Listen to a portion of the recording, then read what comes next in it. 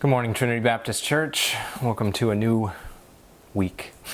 It seems like all the days are kind of the same, but we did get to worship together yesterday, and it is Monday in case you have not yet looked at your calendar.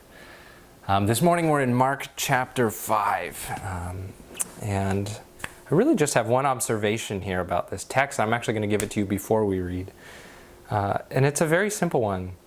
It's that if you recall Trinitarian theology, don't worry, I shouldn't have put it that way. If you recall, Jesus is God. And when you listen to the way Jesus treats people in their affliction in this passage, you can be assured that this is the way God looks on people in their affliction. That as God,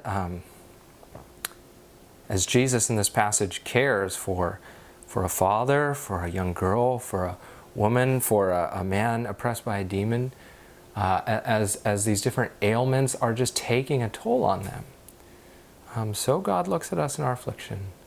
And to whatever extent we are afflicted in this crisis, we know the way God looks on people. We know the character of God when we look at Jesus and how He treated people. So let's read Mark 5 together through that lens. They came to the other side of the sea, to the country of the Gerasenes. And when Jesus had stepped out of the boat, immediately there met him out of the tombs a man with an unclean spirit. He lived among the tombs, and no one could bind him anymore, not even with a chain, for he'd often been bound with shackles and chains, but he wrenched the chains apart and he broke the shackles in pieces. No one had the strength to subdue him. Night and day among the tombs and on the mountains, he was always crying out and cutting himself with stones. And when he saw Jesus from afar, he ran and fell down before him. And crying out with a loud voice, he said, "What have you to do with me, Jesus, Son of the Most High God? I adjure you by God, don't torment me." For he was saying to him, "Come out of the man, you unclean spirit." And Jesus asked him, "What is your name?" And he said, "My name's Legion, for we are many." And he begged him earnestly not to send them out of the country. Now a great herd of pigs was feeding there on the hillside, and they begged him, saying, "Send us to the pigs, let us enter them." And so he gave them permission. And the unclean spirits came out and entered the pigs, and the herd, numbering about 2,000, rushed down the steep bank into the sea and drowned in the sea. The herdsmen fled and told it in the city and in the country, and people came to see what it was that had happened. And they came to Jesus and saw the demon-possessed man, the one who had had the legion, sitting there, clothed and in his right mind, and they were afraid. And those who had seen it described to them what had happened to the demon-possessed man and to the pigs.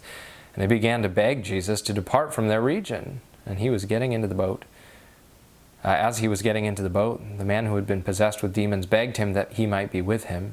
And he didn't permit him. But he said to him, "Go to your friends.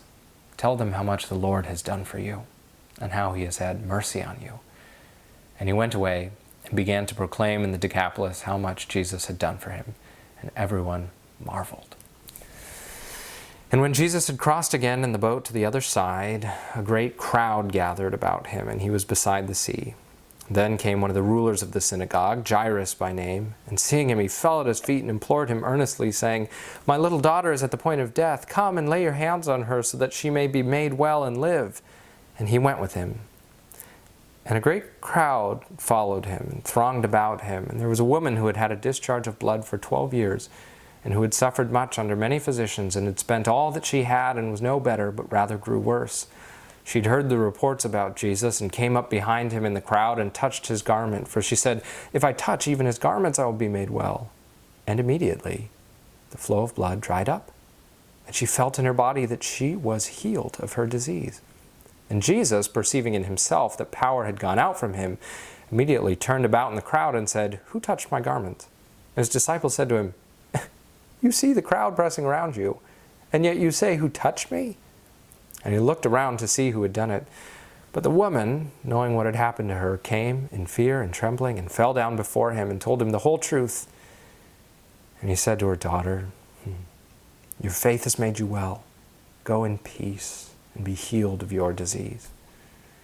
While he was still speaking, there came from the ruler's house some who said, "Your daughter is dead. Why trouble the teacher any further?" But overhearing what they said, Jesus said to the ruler of the synagogue, "Do not fear, only believe." And he allowed no one to follow him except Peter and James and John, the brother of James. They came to the house of the ruler of the synagogue, and Jesus saw a commotion, people weeping and wailing loudly. And when he had entered, he said to them, "Why are you making a commotion and weeping? The child's not dead, but sleeping." And they laughed at him. But he put them all outside and took the child's father and mother and those who were with him and went in where the child was. Taking her by the hand, he said to her, "Talitha kumi," which means, "Little girl, I say to you, arise." And immediately the girl got up and began walking, for she was 12 years of age. And they were immediately overcome with amazement. And he strictly charged them that no one should know this, and told them to give her something to eat.